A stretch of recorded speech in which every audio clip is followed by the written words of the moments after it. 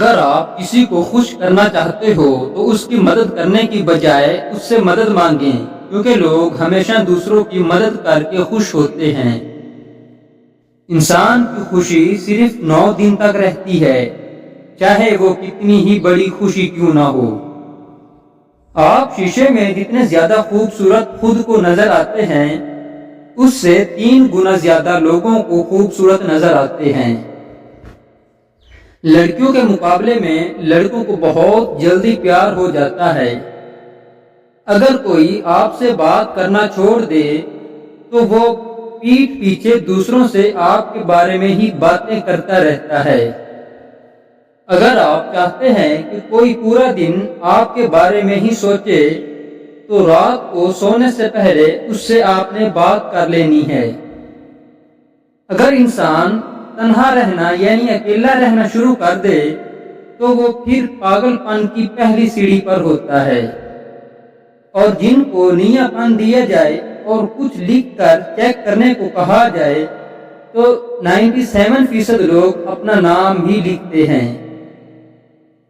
زیادہ انٹیلیجنٹ لوگ اکیلے رہنا پسند کرتے ہیں، وہ اس لیے کہ وہ دوسروں سے الگ پہچان بنانا چاہتے ہیں۔ وہ کہتے ہیں کہ ہم دوسروں سے الگ لگیں، ڈیفرنٹ لگیں۔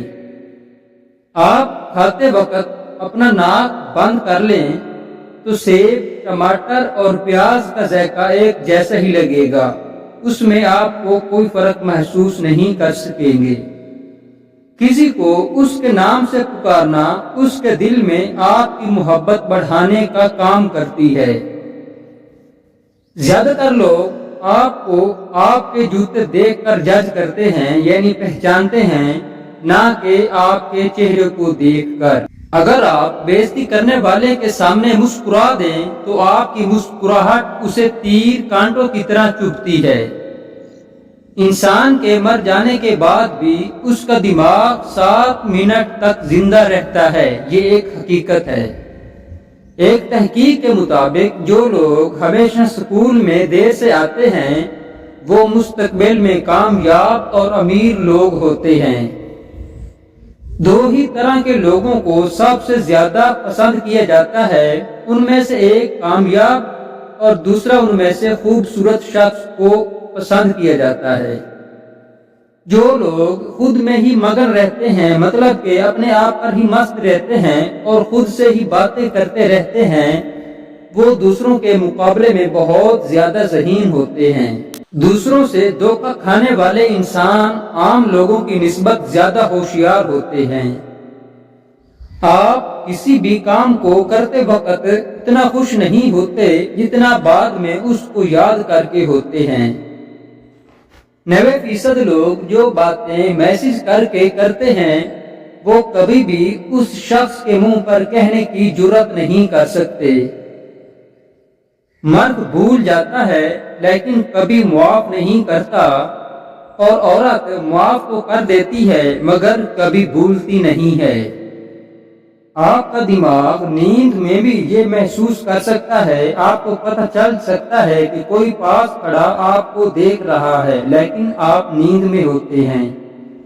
جو باتیں آپ بار بار سنتے ہیں آپ کا دماغ ان پہ یقین کرنا شروع کر دیتا ہے۔ کسی بھی پریشان صورتحال کا اثر ہم پر زیادہ سے زیادہ 5 منٹ تک رہتا ہے، اس کے بعد اس کا اثر اس پر سوچنے کے باعث ہوتا ہے۔ خوشی تب ملتی ہے جب آپ اپنا موازنہ دوسروں سے کرنا بند کر دیتے ہیں۔